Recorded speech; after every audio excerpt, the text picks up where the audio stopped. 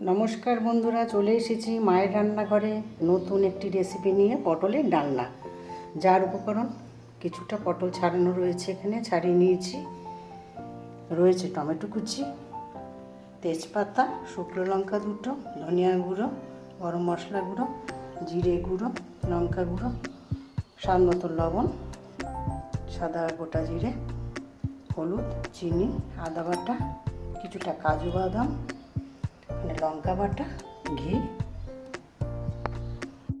প্রথমে যেটা করতে হবে, কড়াইতে একটু তেল দিতে হবে। কড়াই বসিয়ে তেলটা একটু গরম হতে দিতে হবে।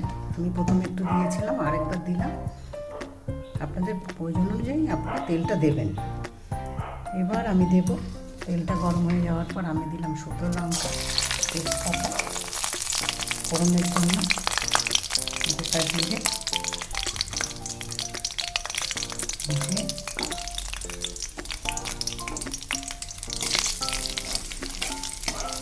ভাজা ভাজা করতে হবে।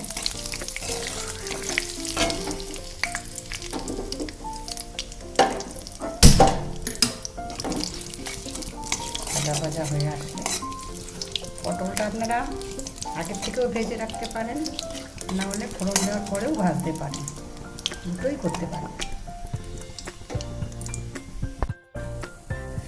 এবার আমি পটলগুলো দিয়ে দেবো, প্রত্যেকটা পটল দিয়ে দেবো, দিয়ে পটলগুলো একটু লাল লাল করে ভাজবো।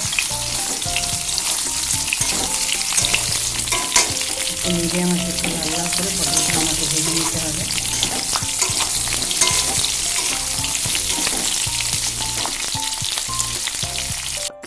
পটলটা লাল লাল ভাজা হয়ে গেলে আমি দিয়ে দেবো টমেটো কুচি, দিয়ে দেবো কাঁচা লঙ্কা বাটা।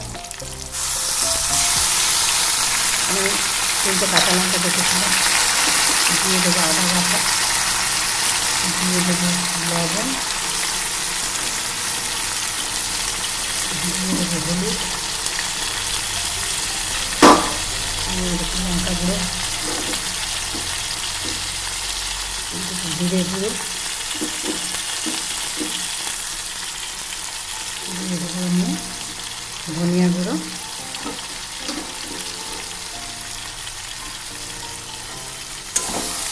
দিয়ে এবার পটলের সাথে মশলাগুলো কষাতে হবে।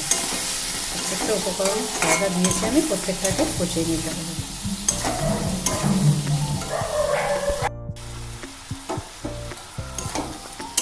মশলাগুলো ভাজা ভাজা হয়ে গেলে তারপর দিয়ে দেবো স্বাদ মতো চিনি।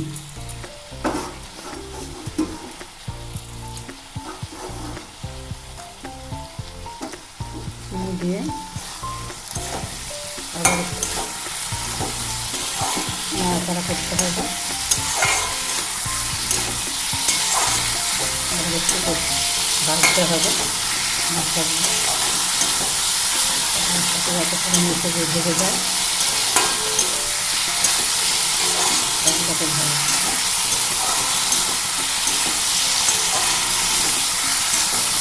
মশলা আর পটল একসাথে একটু ভেজে নিতে হচ্ছে,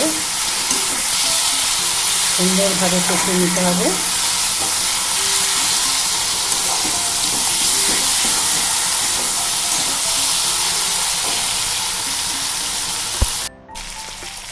যেই কাজু বাদামটা আমি রেখেছিলাম সেটাকে আমি একটু বেটে নিয়েছি,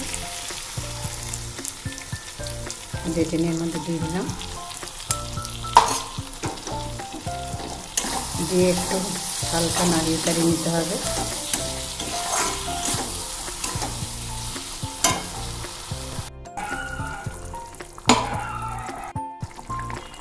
আর একটু জল দিলাম আমি,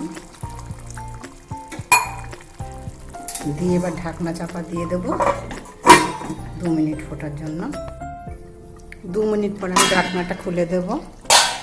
খুলে দিয়ে আমি এর মধ্যে দিয়ে দেবো গরম মশলা গুঁড়ো,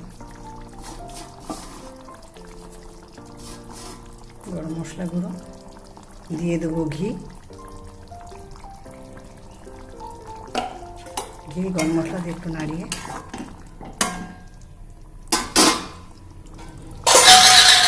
ঢাকনা চাপা দিয়ে দেবো। আবার তৈরি হয়ে গেল। ঘি গরম মশলা দিয়ে আমি ঢাকনাটা একটু চাপা দিয়েছিলাম। এবার আমি ঢাকনাটা খুলে নেব। হয়ে গেল আমার পটলের ডালনা তৈরি।